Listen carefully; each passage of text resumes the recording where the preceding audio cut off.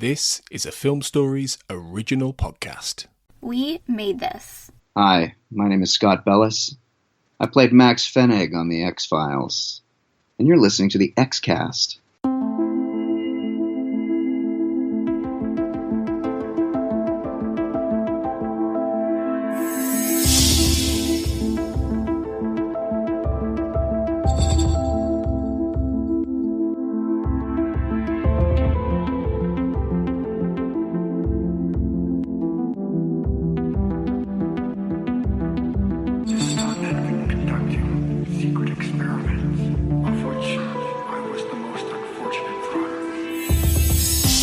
Welcome back, everyone, to the X-Cast. As ever, the truth is in here. I'm your host today, Carl Sweeney, and thanks for joining us again. This week, we're taking a look at the 17th episode of Season 4, which is Tempus Fugit, the first part of a two-parter with Max, obviously. And I'm joined today by Chris Knowles. How's it going, Chris? It's going good. Yeah, good to reconvene. And yeah, Tempus Fugit then. So, originally aired in the US 16th of March 1997. Written by Chris Carter and Frank Spotnitz. Directed by Rob Bowman. And this, of course, is the episode in which Mulder and Scully investigate an unexplained airplane crash. And the episode, of course, which marks the return to the series, albeit briefly, of Max Fennig. And Chris, I mean, what do you make of this one? So, I mean, we always do the marks out of 10 and so on, don't we? What would you give this one, and what do you make of this episode? Oh, this is a solid 10. I think this is quintessential X-Files. I've always said that if I was going to try to get somebody into the X-Files, you know, who'd never seen the series and hadn't really been familiar with what it was about, I would have shown them this two-parter. I mean, this is a movie. And I believe to this day that it should have been the movie. It should have been the first X-Files movie. And there's a little line in Max that makes me wonder if it was the treatment for the first movie. Or the first treatment for the first movie, because it just makes me wonder, because I've always thought that Fight the Future is a very strange beast. It seems to be very cobbled together. It doesn't seem to be very naturally constructed. And I think that this may well have been a pitch for the X-Files movie that was repurposed for the series. That's pure speculation on my part, but that's what I believe. And it would have been great, because this, you know, not only would it be great writing for a movie, but it's also great series writing. Because if you decided to tune in for the first time to this episode, you're going to know exactly who these characters are, exactly what they're about, and how they're perceived by others. You know, you're going to get a sense of what the stakes are in the overarching mythology. You're going to get a sense of what the series basically about. You're going to get a series of who the protagonists and the antagonists are. It's really a phenomenal piece of writing that I think is, you know, very highly underappreciated by the fandom. And I don't think they tend to really appreciate and perceive how well constructed this is to initiate someone into the series, but at the same time, not that clunky kind of way that the Fight the Future does, you know, where it just puts the cards out on the table. It's very graceful and it's very natural, and it's satisfying both to the longtime viewer and also to the new viewer in a way that I don't think you can really say much of any of these other mythology are two-parters or three-parters or whatever. Yeah, there's nothing like akin to Mulder pouring his heart out to the barmaid in Fight the Future, where it's, you know, explicitly a catch-up, is it? Yeah, that's a terrible scene, and the writing is terrible. That scene almost took me straight out of the movie completely. You know, it's just, it was so forced and so shoehorned that you really got the sense that was a studio note. Listen, you know, we've got to bring the viewers up to date on who Mulder is. So make sure you put in a scene where he's basically telling, you know, the audience exactly what's going on. And it's just like, oh, that was awful. I think you raise like an interesting point here, which is maybe we should zoom out and just take a look at 1013 at this point then, because it's like, you know, the X-Files juggernaut is continuing apace with the television series. Like you say, Fight the Future is kind of on the way at this stage. You're kind of gearing up for that. But also Millennium, of course. Millennium Season 1 is going on at this time too. So is there just a sense that, you know, Carter and co are taking on too much? Do you think it was a bit too much of an overexertion, maybe? Oh, absolutely. There's no question in my mind. And I think that both Chris and Frank would cop to that at this point in time. They had just put way too much on their plate.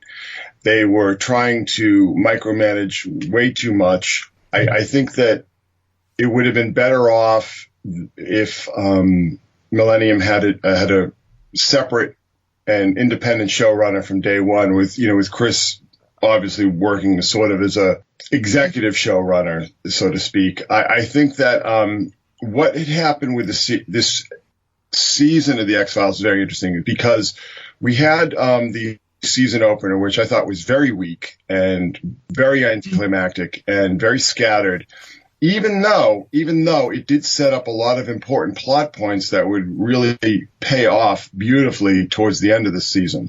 But Howard Gordon basically stepped in to run the writer's room, and his sensibilities were much different than either Chris or Frank's, and he veered much more towards more conventional television and more conventional horror. So we had things like Home, and we had things like Sanguinarium, and we did have a lot of excellent episodes in that first half of the season, but I'm not exactly sure that it felt almost like it had, the third season was so heavily myth arc oriented, and was, you had this momentum building up, you had this drive, starting with, of course, Blessing Way and Paperclip, and then onto Nisei and 731, and the introduction of the Black Oil. And then you had all these sort of great myth arc adjacent episodes like Wet Wired and Avatar. Yeah. And I think that it just sort of, there was so much energy spent that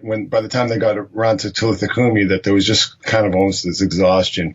And I think that it wouldn't be until, I think, Memento Mori, which really came about out of accident, because Darren Morgan was, not going to have he was slotted to do that episode, and he wasn't going to have his script ready. So they had to sort of scramble. And I think that serendipitous kind of occasions where, they had to scramble to make up it. I think that script was basically written in a weekend, right? Mm-hmm. And then it was nominated for an Emmy. But I think it really kind of reasserted the X-Files identity. It's sort of all these plot points that had been dropped that's the 14th episode. So you're talking more than half the season, the core identity of the show, or the core arc, the core drive, the core narrative had been kind of, I don't want to say tossed aside, but it was definitely backburned. And I think it was backburned because, Howard Gordon was not comfortable with that end of the writing, because he had only written, a couple mythology episodes, ironically, one of which is Fallen Angel, which is sort of the first half of this. I think that the show was doing very well, and was very hot, and was very well received. But, looking back, of the 5 original Vancouver seasons, 4 is by far my least favorite. It sort of veered off. It veered off. But I think that season, starting with Memento Mori, you had such a strong finish that I think it made it all worthwhile. And it's like you said, I really do think this two-parter contrasts well with some others. I think it's really refreshing, isn't it? That you have something here that's not massively reliant on like pre-existing plot points. Obviously it brings back Max Fennig, but it's otherwise pretty absent of like, and Pendrell's around too, but it's otherwise absent of like the Smoking Man and Krychek and all those kind of figures. In terms of the fan reaction, one measure we always look at on the IMDb, it's 8.6 out of 10, which is pretty good. Equal 7th if you line up all the season 4 episodes. I'll tell you what I really appreciate about it. I really appreciate the fact that it really brought the mythology back to that, first season, maybe first half of the second season core, and in more ways than one. Not only do we have, the return of Max Fennig from Fallen Angel, but we're also, a lot of the shooting was done at Boundary Bay, which is where a lot of the shooting was done for Deep Throat. And of course, we have this whole thing with the military and secret aircraft. And, it seemed to me that, and I don't know if it was intentional, and like I said, it may well have been because this was originally intended to be a treatment for a feature film, that it sort of got back to a lot of the early basics, so again, you don't have the cry check and you don't have the smoking man. You don't have all these add-ons that really came to prominence in the third season and the first half of the fourth season that I think, I've said this before, but I think a lot of that syndicate stuff overwhelmed the narrative in some ways. It became too much of a focal point. And I always appreciated it more when you couldn't sort of pinpoint these guys as a bunch of, businessmen standing in a smoking room in Midtown New York. Yeah. That just, first of all, it took away the point of view of, it took away the Mulder Scully point of view because they would never have access to that room. So why are we seeing it? In that, if you look at the point of view storytelling, like who's telling the story? The smoking man? I don't know. And, if somebody like the well-manicured man had just shown up out of nowhere, I think he would have been a much more effective and intimidating character. He was a great presence to begin with, but he just would have been so much more impactful because it's like, who is this guy? Like, where is he coming from? Why is he just showing up and telling us this stuff? Why is he showing up and telling Scully that she's about to be killed? So I think the fact that we don't see any of that, we just see this Scott Garrett character, who to me is just a brilliant character. I think in some ways that, the fact that he's not killed like most of these characters usually are, he's abducted. So I think they I think they recognize that. It's like, oh, this guy's good. This actor's really good. Let's sort of put this aside and, make sure that we might have this to pull out of the toy box again. Cause, just as another aside, another episode that I was watching recently was, Young at Heart. Yeah. And the Reggie Perdue character, I can't imagine, the way things were going, the seat of the pants, collapsing over the finish line aspect of the first season. When you look at Dick Anthony Williams as Reggie Perdue, it's like, what a great character, what a great performance. That would have been a great character to have on hand, that a character within the FBI that Mulder could sort of appeal to. And I guess they sort of put that on Skinner a lot, but, I like that character being sort of Mulder's maybe sort of a father figure within the FBI. So I think that, there was a great supporting cast, great bench with the X-Files, but I appreciate that we don't see any of them in this two-parter because it just feels more impactful because we don't have to get out our charts and graphs and go, okay, wait a minute, guys, this one, it's like that got to be really tiresome after a while. Is Young at Heart the one that's got the female handwriting expert? She always felt like somebody they were trying to set up, Yeah. It's interesting because you saw a lot of more LA Hollywood-based supporting people showing up in that first season. And I think when they decided to sort of concentrate resources more on production and on effects and just put in the production value that, these maybe what would have been more costly actors from Hollywood, you saw less and less of. But she was a great character and, she would have been great to see again. There are a lot of these great characters. If you go back and watch the first seasons, a lot of great characters, within the FBI that show up that, you really would have liked to have seen again, but, I guess it, just sort of took a different turn. Yeah, well, I want to discuss this further in relation to Pendrell. So yeah, maybe I reckon it's now time for our in-depth look at Tempus Fugit.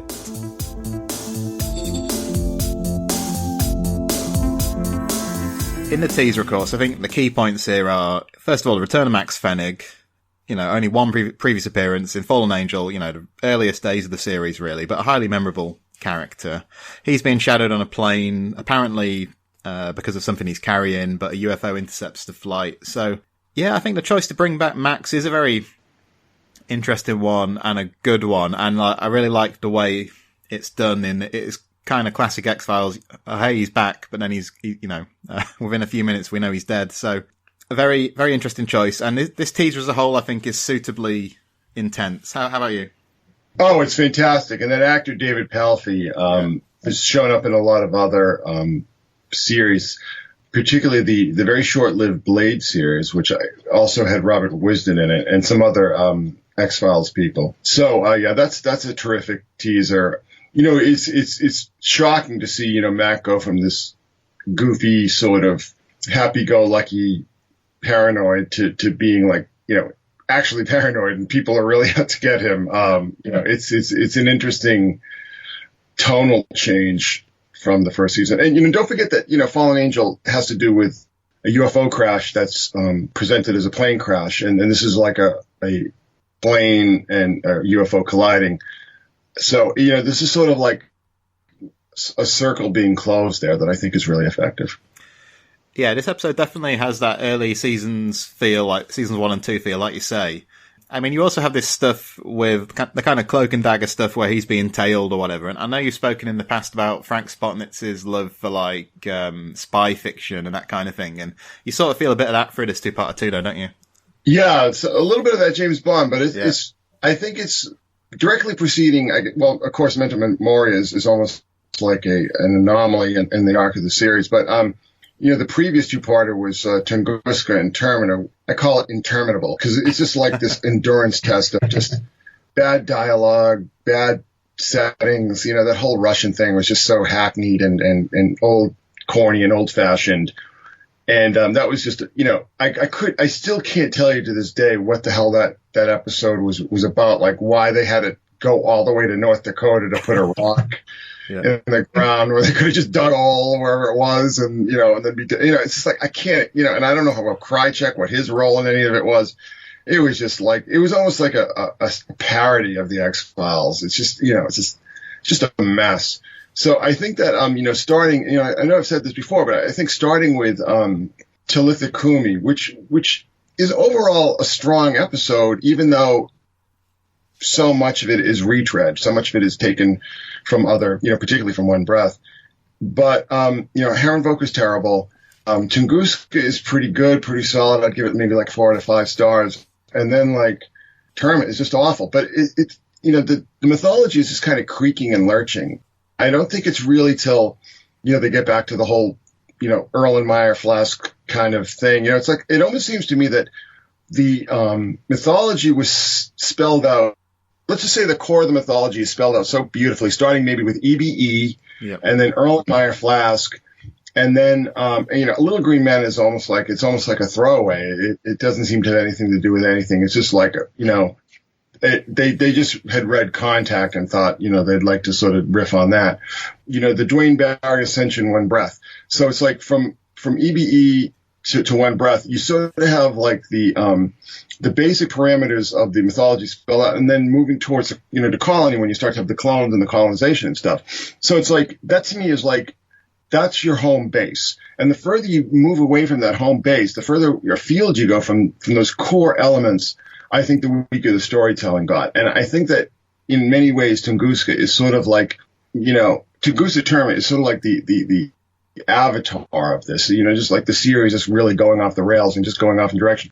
But again, let's be realistic here. I mean, Chris and Frank were really just completely out of their minds. I mean, they're both working on scripts for Millennium. They're both, probably overseeing the writer's room in the X-Files and Millennium, even though, Howard Gordon's sort of picking up a lot of the slack there. And then they've got the movie to worry about. It was just too much, and I think that the storytelling suffered. But that being said, starting with Tempus Fugit, to the end of the season, you really get like a really strong, I think, focused set of mythology and mythology adjacent stories. So I think that Tempus Fugit in that regard was a really good sort of like reboot. It was like a reset button. I think it sort of put things back on, more even keel to the end of the season. Yeah, and I think one of my favourite scenes here, or the first half of that scene in the bar where it's Scully's birthday, I think for me that scene almost represents like a platonic ideal of what Mulder and Scully are. When I think, of what these characters were at their best, you get this playful interplay between them, which is, some aspects of it are somewhat unconventional. But just the fact that both stars just seem so relaxed in their own skin, I think, in that scene as well. Oh, I love that scene. I think David is phenomenal in that scene. I love his sort of playfulness and the way he's sort of teasing Scully. Yeah. And, it's so funny because that birthday present just sort of shows like what a kind of a clueless douche he is in some ways. It's just like, what a terrible present. It's like this woman who is clearly desperately in love with this man has dedicated her entire life to him in every possible way, and that's the best he can come up with. But, there are a couple things, just a little bit of a background here. What this episode is kind of riffing off of, well, there's sort of like an in-universe or, like a fictional metaphor and then also a real life one. And the real life one is the crash of TWA Flight 800 off the coast of Long Island, New York. And this was a very big deal in the summer of 1996. Just before they were starting to work on the set, the hydraulically driven plane set that was used to such great effect in this. But that was a really big deal. And there were a lot of reports that the flight was downed by an accidental overshoot of an anti-aircraft missile from a battleship, a U.S. Navy battleship. I think it was a few hundred miles down the coast. I think it might have been off the coast of Virginia or whatever, but the plane was actually shot down accidentally. And there was a cover-up about it. So I think that is like, if you understand that history, and this is why, when you talk about the zeitgeist, I mean, this is what, gave that story, like, to people who are aware of the situation, it's like, oh my God, they're really going there. Cause, it takes place in New York and it's like over a body of water. It's like, they probably thought it would be a little too offensive to do it, in Long Island. So they, it's in New York and it's over the Great Sacandaga Lake and everything like that. So, you sort of have those elements of a plane being shot down and coming down in a lake, or a body of water. But also, around the same time, there was a big mid-air collision between, I think it was Air India and a Kazakhstan-based airline. This was actually a big deal. There was a mid-air collision. These two jetliners had collided. And it was just a horrible thing. So, they're they're pulling, again, the great X-Files tradition of pulling stories straight out of the news headlines, and, used to very good effect here. But there's also this is something I picked up on right away, but there's also a music video in 1995, a year earlier than the TWA situation. And we all know how, like, the X-Files was so tuned into alternative rock and that whole scene. There was a band called Catherine Wheel, which is actually from your neck of the woods, that had done a music video for a song called Way Down.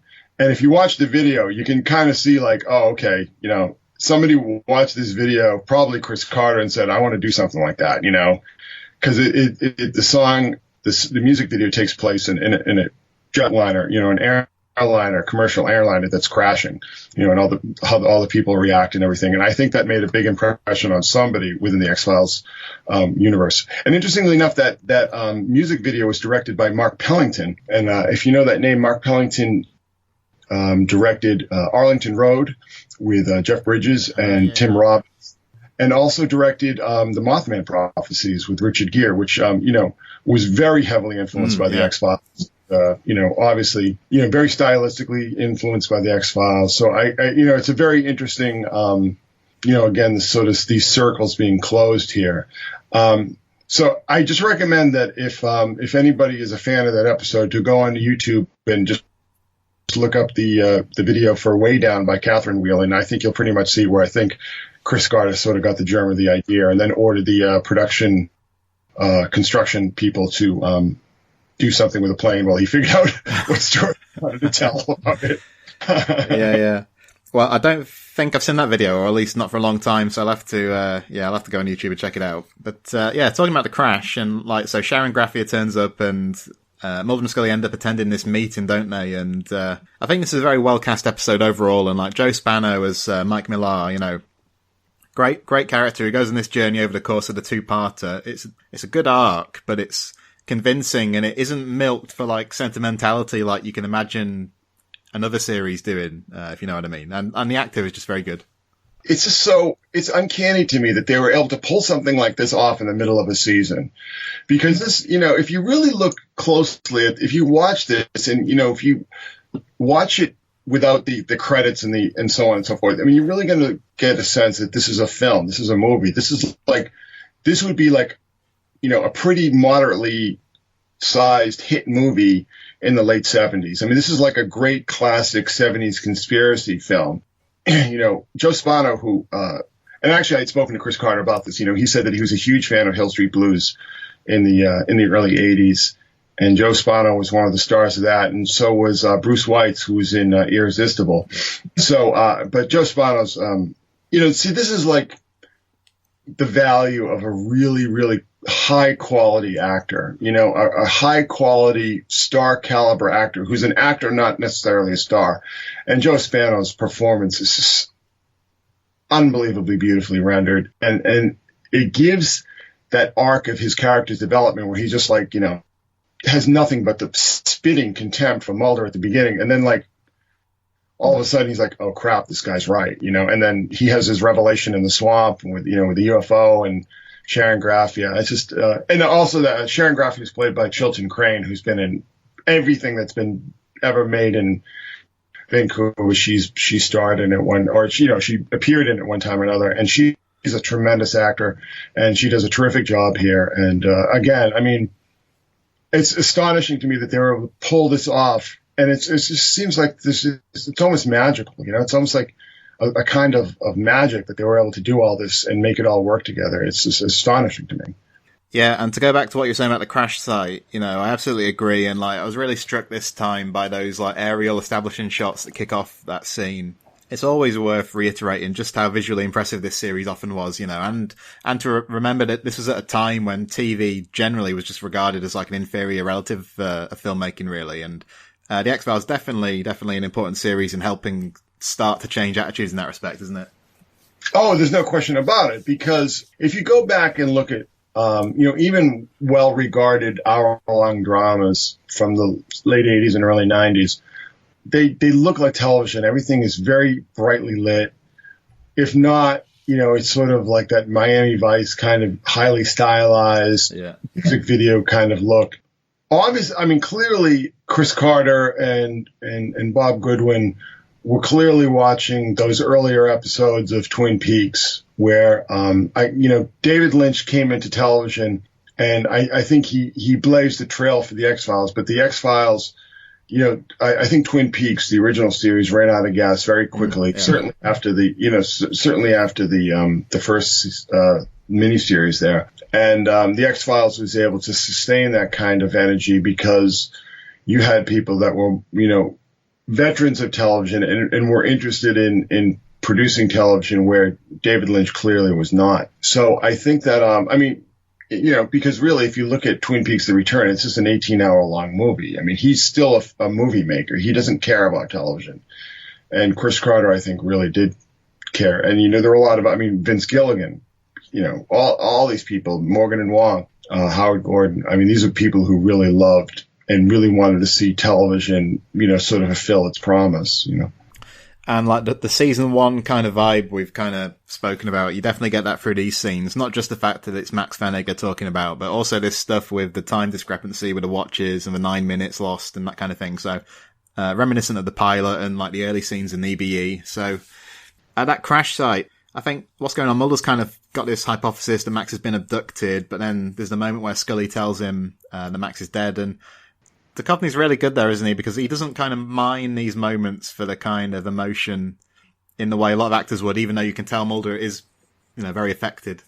Well, the thing I love about it is that Mulder, I get the feeling that Mulder realizes that Max is dead, but he's trying to, he's grasping at straws, It's like, well, maybe he was abducted, and it's kind of like the same thing with his mother, You see this repeated again and again with Mulder, is that when he's faced with trauma and tragedy, he reaches for, like the paranormal or some sort of unbelievable exception to the rule.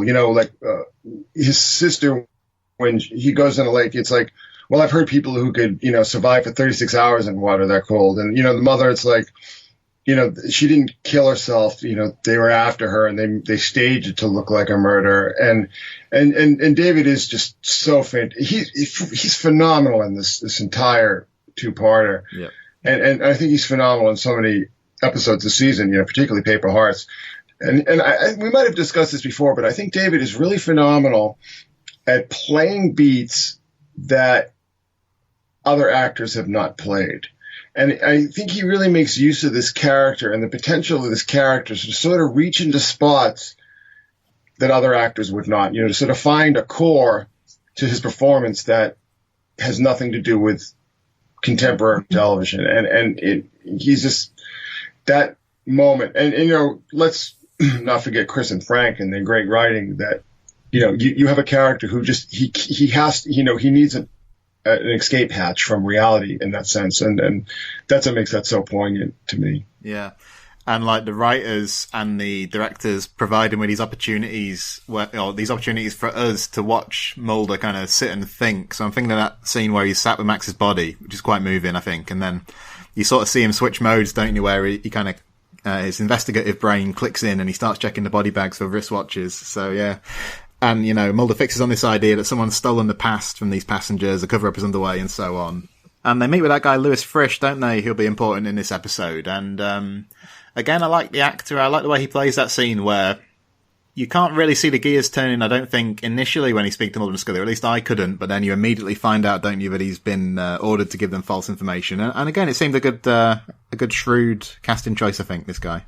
Yeah, and again, the great thing about the X-Files at its best is that it calls on actors to give performances that they would not give on any other television program, and maybe not even most movies. I mean, they're put in situations that just simply don't exist in other programs. And I think that I'm just looking up the name of the actor here, just a second. Yeah, Tom O'Brien. Tom O'Brien. Yeah, Tom O'Brien really gives a knockout performance here. And one thing I've said, and having watched so much Vancouver-based television, is that so many of these actors give performances that are far and away better than things that they would give on other programs, like some of the Stargate programs, for instance, or the 4400, or, any number of some of the DC Universe stuff. I mean, any number of programs that you'd see these same actors show up in. I mean, their performances are so much better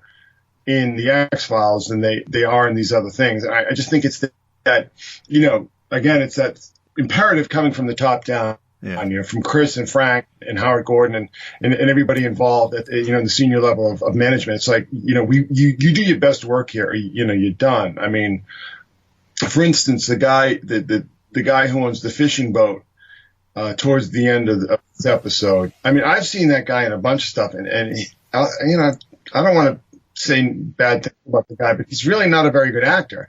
And here, that look of bewilderment that he holds, which is not an easy thing to do. I mean, he just holds his look of bewilderment and he's just completely at sea, no pun intended.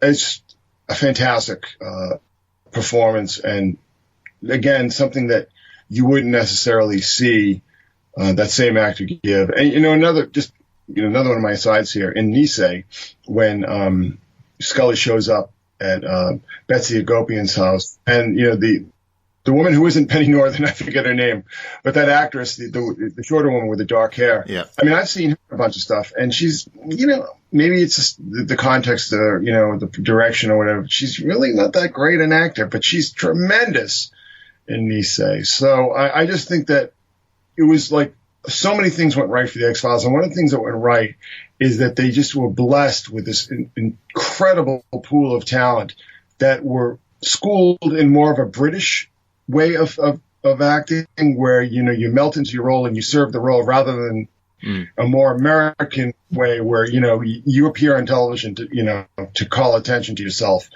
I mentioned this before, but when you go from Vancouver to LA, the supporting acting performances are just jarring a lot. Do you see it as like a clean break, like you say, then Vancouver to LA, or do you get the sense that because there's a story, isn't there, that Carter, when he was setting up Postmodern Prometheus, he originally wanted the real Cher to appear, and he also wanted Roseanne Barr, I think, didn't he? So do you get the sense he was just starting to play around at the tail end of the Vancouver era with a bit more kind of kind of stunt casting, or you do see it as a function of the move to LA ultimately, though? Yeah, well, I that first half of season 6,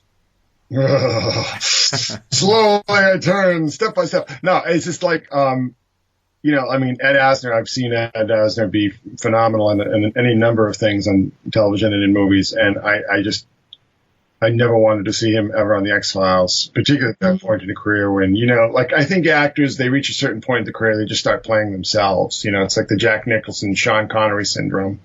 I mean, Sean Connery's never not going to play Sean Connery in a film. I mean, he's retired now, but you know how it is. Yeah. In the case of Postmodern Prometheus, I think the best thing that happened in that episode was that Cher and Roseanne Barr didn't appear in it, because they would have ruined it, because they would have made it, the Cher and Roseanne show. And I think that's not what it was called for. Conversely, you have like somebody like Joe Spano. I mean, Joe Spano's not a star, and he's not something that you would stunt cast. He's just a great actor who's going to give you a great performance, especially when he's got a great script. Yeah. All right. So Mulder and Scully, they go back to they go to Sharon Graffier's trashed hotel room. I mean, earlier we kind of skipped by it, but there's the abduction scene, isn't there? Which again feels like a kind of season 1, season 2 kind of abduction scene, similar to what you'd get in kind of Dwayne Barry or Conduit or something like that. And they meet with Mike Millar here when they turn up and it's been trashed, don't they? And he's a bit bamboozled by some new evidence that's come to light. And it's so well done that he's so scrupulous when it comes to the evidence, because it makes this whole thing so convincing, doesn't it? It's not, like you say, he was hostile to Mulder initially, but he's very kind of disinterested in the best possible way, and he's led by the evidence, I think. Yeah, one thing that I was really struck by is how well Spano's line delivery sells that performance and that situation, because maybe it was a little bit too quick, to go from, how many hours before, maybe a day before, thinking this guy was just a lunatic and just a time waster, to consulting him on this very important issue. But again, so much of the X-Files is about unspoken subtext. And I think the unspoken subtext in this case is that Millar is seeing something, through all his years of experience and knowledge about aircraft, that just should not be. It just should not, it's a brand new aircraft. It shouldn't have the stress lines that, a jetliner that had flown, 20,000 hours had. So I think that's sort of the subtext. It's like, he sees this new plane that looks old, and that gets his mind going. So, again, and Spano just melts into that role like butter on hot toast. I mean, it's so beautiful to watch. And I love the way that Mulder is just like, the tables have almost turned, where, Millar is coming to him with this weird evidence that, he can't explain. And Mulder is like, he's pissed off. He's resentful. It's like, you humiliated me in front of a room of, guys that, I didn't appreciate that. So he's giving him some of it back. Again, that's great writing, and it's writing that's not calling attention. You don't have Scully saying, why did you give him such a hard time? I know why it is, because, you were humiliated when he gave you a hard time. It's like, no, you don't say that. You have to figure that out for yourself. And that's what makes that, the X-Files great, Yeah, but just to jump back, 20 minutes earlier in the episode, and that scene you mentioned with Mulder being kind of humiliated in front of the investigation team. But to go back to your theory of this could have been the movie, effectively, that would have been a good way to kind of introduce someone like Mulder, wouldn't it? Is that, it's kind of reminiscent of early episodes like Squeeze or whatever, where he is this kind of figure of fun, but he's also not afraid to voice his opinion. So I really like that scene at the start of Tempus Fugit. Yeah, but it's not goofy and overwrought like a lot of the stuff this season is. It's like it's a little heavy-handed. Like for instance, I love this episode, but Lazarus, oh, is he going to ask about the Kennedy assassination or something? It's, hey, Mulder's all right. He's a good egg. It's not only is it starker here, it's much harsher and starker. It's not fun. It's like Mulder is basically putting himself on the line and getting really harshly slapped down. So, but again, this is what I'm saying about this two-part. It's like in that scene, exactly, who Mulder is, what he believes, and how he's perceived by people in authority around him. And I think that is that's just phenomenal writing. I know Chris Carter gets so much flack because he's crazy and he writes crazy, and he also kind of writes, a lot of, rushed first drafty kind of comic book dialogue, that scrapes your ears.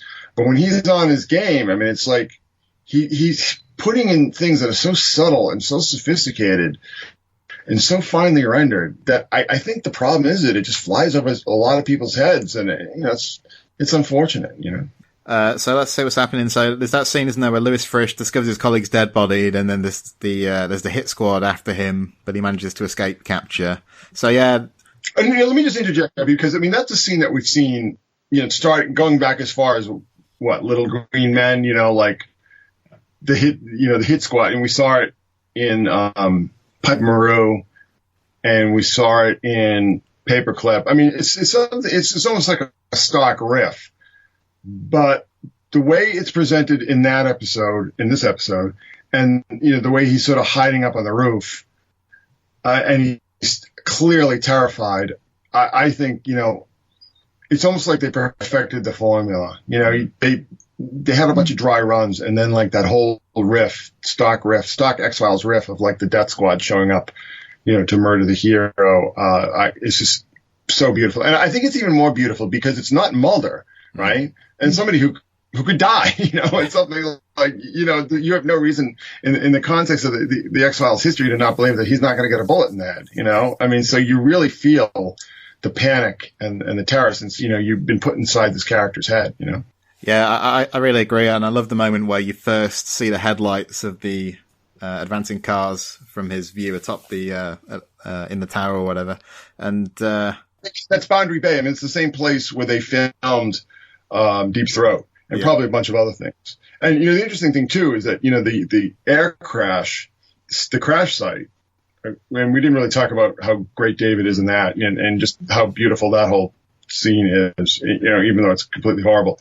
I mean, that was staged at Boundary Bay too, which is like an old air base. So it's kind of interesting to stage like an airplane crash at an old air base. And apparently somebody who had flown over and maybe coming in for a landing at Vancouver had seen it and reported it as a crash.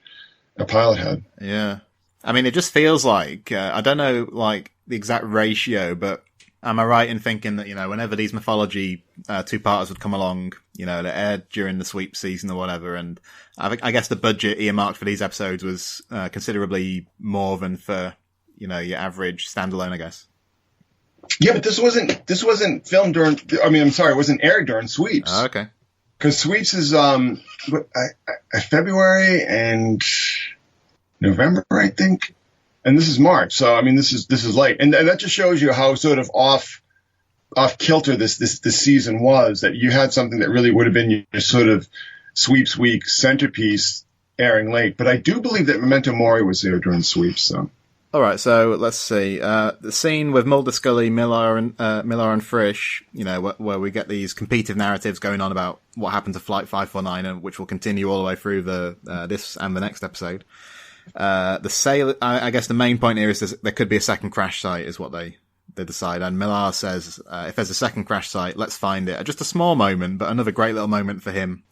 And of course things get, horrifically worse for him as the episode, unravels. But, but one thing I gotta say, and this might sound just completely out of left field for some people, but there was, a heavy fog over the airstrip when they were shooting the chase scene. And some of the other, you could tell how incredibly, it seemed like it was like really freezing cold and really wet and just like a horrible time to be in Vancouver. But, you can sort of see Chris Carter's, it's like, if I was David and Jillian, it's like, I would not want to be walking around at 2:00 in the morning, on some rainy, cold, damp, smelly old airfield. But when there's an establishing shot, and it looks like it was probably taken from a helicopter. Yep. And it's just so gorgeous. These big Klieg lights shining off the mist. Oh, it's just stunningly beautiful. Really beautiful. Yeah, and then we get this runway chase, don't we, with the plane, or they drive under the plane, and as we've said, this theory that Tempus Fugit and Max could have been a satisfactory basis for the film. And it's not hard at all, is it, to imagine a scene like that being kind of expanded or utilized, I guess, for the big screen. I'll tell you why I think it might have been, because when Mulder in the second episode, which we're going to discuss at a later date, but Mulder sort of tells Millar his whole theory, and Millar's like, well, that's a good story. Maybe you can sell it to the movies. Which I thought was like one of those typical kind of Chris Carter digs, like, Oh, I don't know what it was, but it was good. Like, yeah. And, again, Mike Millar, that scene where he sees the UFO, I really like that scene.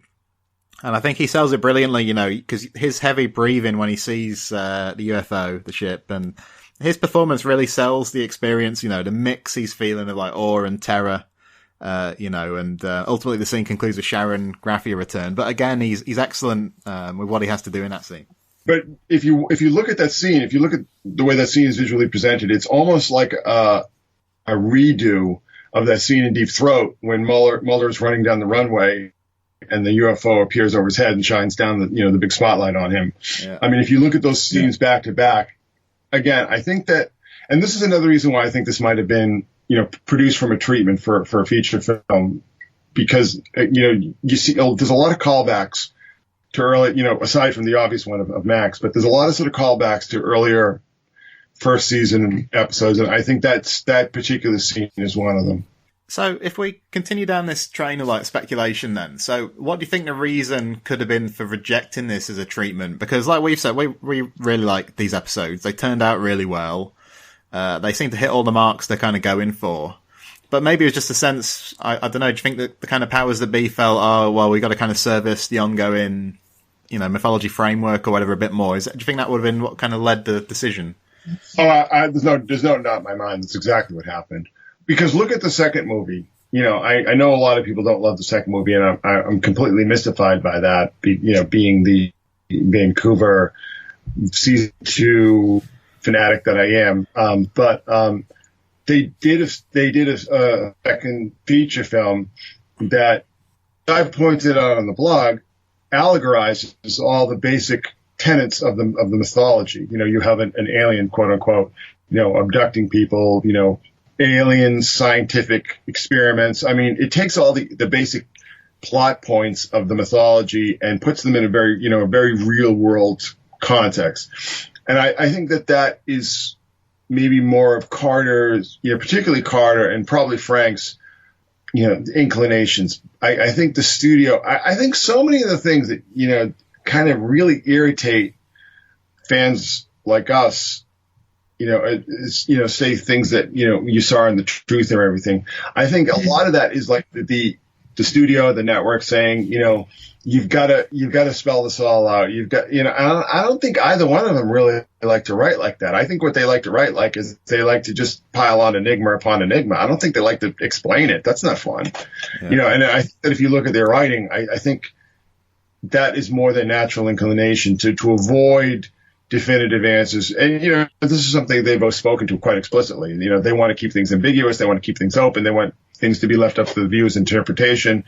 I definitely feel like Fight the Future was very much of like the network, the studio, in this case, the studio gave Chris Carter, a list, like sort of a wish list or, a bunch of notes or something that they wanted the feature, we've got to have a star, and Mark Landau was hot because he was coming off of Ed Wood. We've got to spell it all out. We've got to make sure that everybody understands everything. So I think there are a lot of great elements to Fight the Future, but I think that, taken as a whole, taken in aggregate, it feels like a paste up job to me. It just feels like a construction. And I think that Tempus Fugit Max, had it been done as a feature film, maybe it wouldn't have done as well. I don't know. Maybe it just would have been like, just a movie. Maybe it didn't have enough bang for the buck. You needed, especially coming off of Independence Day, you needed just more spectacle and there were a lot of complaints that the mythology was just becoming too dense and too confusing and so on and so forth. So, but yeah, I mean, I just watched, I was kind of watching it while I was working on the stuff up in my room, and I was just like, oh, this is a bad movie. This is a bad movie. There are a lot, the stuff with Martin Landau is terrific, but once the spaceship, and it's like, how does he just walk into a spaceship? Like, it's dumb, bad movie. But anyway, go ahead. I mean, in terms of this episode, we get a very action-packed, propulsive last few minutes, don't we, where they split up after Mulder decides that the second crash site could be at Great Sack and Dagger Lake. Scully goes back to Washington with Frisch. And I suppose Mulder's diving expedition reminds me a little of like stuff like his cable car exploits in Ascension, or leaping onto a moving train in Nisei. You know, these scenes that really exploit Duchovny's physicality in a certain sort of way, and just add a sense of adventure to the series in a strange sense, almost like a boy's own adventure kind of thing, isn't it? Where, you know, Mulder is this action star at times. Yeah, and he again, I think he does it very well. I think that he should have done more of it, you know, and I think maybe, I mean, he did get a number of opportunities to do in the X-Files, but I think there was sort of a nervousness that if they gave him too much of this stuff to do, it would start to look a bit too Harrison Ford or something, you know, it would just be a little too conventional, and they always wanted to avoid convention. And just the way, you know, the little joke, it's like, you know, I once fished a quarter off the bottom of the Y pool. I think that those are the kind of touches that I think disarm the audience in the sense that, you know, you won't think, well, how does this guy all of a sudden know how to scuba dive? You know, was he G.I. Joe? Yeah. You know? So I think that's very effective. Yeah, and the way he kind of nods at him as well when he says it. And Scully back at the bar then, and the appearance, like, really late on of Agent Pendrell. It's kind of funny that they didn't try and set him up earlier in the episode, I suppose, because he's on screen for like a minute before he gets shot or something. And turns out that practically his last act on Earth is buying Scully a drink, because, yeah, Garrett shoots him and then Scully shoots Garrett. So I guess the broader point here is, like, this thing about jeopardy in the X-Files as it relates to recurring characters, because this series at this point is still quite brutal, but I think they kind of lose sight of that at a certain point, and it becomes a bit of a shame. Well, a number of things about Pendrell that I wanted to bring up, and we might have just talked about this before, but first of all, Brendan Beiser, who Boston homeboy, had a huge crush on Gillian Anderson in the same way that Pendrell had a crush on Scully. And I think, this is pure speculation on my part, but I think the reason why he was killed off is I think the X-Files always wanted to put every dime possible up on the screen. And once somebody like, you know, Pendrell comes in for a few performances and he does a really good job and people like him, then his agent's going to start saying, well, you got to pay him more, you know? And I think that also one thing I do know for sure is that when a writer creates a recurring character on a series, they're paid residuals. Even after they leave the series. So I know that Howard Gordon had already announced that he was leaving the series. And it's interesting, you know, it's kind of funny. He made this sort of crack that, like, he goes, once I wrote a story about invisibility and a story about time travel, I knew that I was out of ideas. So he was leaving the series. And I believe that he, since he had co-written Nisei, where Pendrell first appears, I believe that he was a Howard Gordon character, and that it had Pendrell appeared, you not only have to pay the actor more money, but they would also have to pay Howard Gordon royalties for creating the character. And, you know, I mean, Jerry Hardin was probably pretty expensive. You know, it's like Chris Carter really had to fight tooth and nail just to get Brad Dourif on for one episode. So Jerry Hardin, you know, who's fairly well known. I mean, he had done some pretty big projects. He was probably more expensive, and he probably wanted to make more, like a starring role. So when they talk about, oh, we're so ruthless in Jeopardy and everyone could die, and I'll say, yeah, it's like, okay, yeah, well, what's the real reason? I think the real reason is because, you know, once recurring characters become regular characters, even if it's not every episode, you have to pay them more. And I definitely think because the ratings were not super terrific in the first season, that they just couldn't afford Jerry Hardin's salary anymore.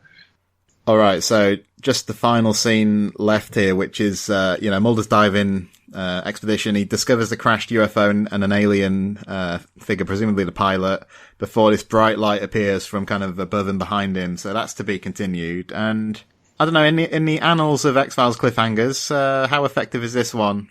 Yeah, I wouldn't have ended a season like that. No. You know, but for a two-parter, it was pretty effective. And it's interesting too, because like what, you know, there are all these sort of ambiguities threaded throughout the series. Like, why was the submarine ordered to shoot down the UFO in Endgame, and why in this case was the Air Force ordered to shoot down the UFO. So I think, there are some people who develop these really elaborate fan theories on how this all works. Like, that not the entire government is in league. It's just the syndicate and their organizations. And that ties into what Deep Throat had said in Erlenmeyer Flask, that there are groups within the government. That's very interesting in that regard. So I'm not exactly sure how that works out. But, the fact that we do see an explicit alien, it kind of, that whole turn with Gethsemane, when all of a sudden, Mulder is just convinced by, a 5-minute conversation with some random Defense Department, underling. It's just, again, that whole thing, I think that was just David getting tired of people asking him if he believed in UFOs and all that kind of thing, or writing him letters about their UFO experiences and kind of stuff. But that clearly didn't last very long. I mean, it didn't even make it halfway through the season. So, whatever. All right, Chris. So, we're going to reconvene at a later date to discuss Max. What I'll do, I'll go through listener correspondence next week about the whole two-parter. So, we'll leave it there. So, good to talk to you as always. So, a pleasure. Yeah. So, Secret Sun, of course, is the blog, isn't it? Yeah, I had done some stuff on season 11 back in August, I think. So, if you just go to the archive menu, I'd done some sort of a retrospective, a post-mortem on season 11. And boy, am I glad that they ended, the story, the saga. They shut the door with that season rather than season 10, which was a train wreck. Right. So, in terms of us, on the XCast, Twitter, at the X_cast, Facebook group is XCast, X-Files Basement, the XCast podcast fan group. That's it for this week. We'll be back for Max next week. Until next time, always remember, trust no one.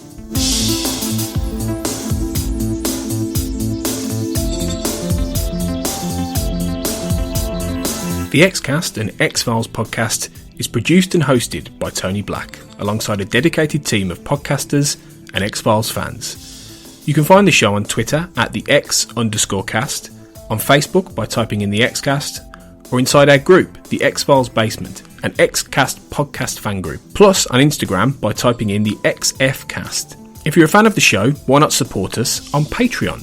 Exclusive bonus episodes, early access to new episodes, plus become part of our XCast community in the Patreon department. To see our monthly subscription options, just head to patreon.com/the XCast. That's patreon.com/the XCast. We'd love to see you join our Patreon community. We're also part of the We Made This podcast network at We Made This Pod on Twitter and We Made This on Facebook. You can find a range of shows on TV, film, music and popular culture in general on the network. Thanks for listening, and we'll see you next time.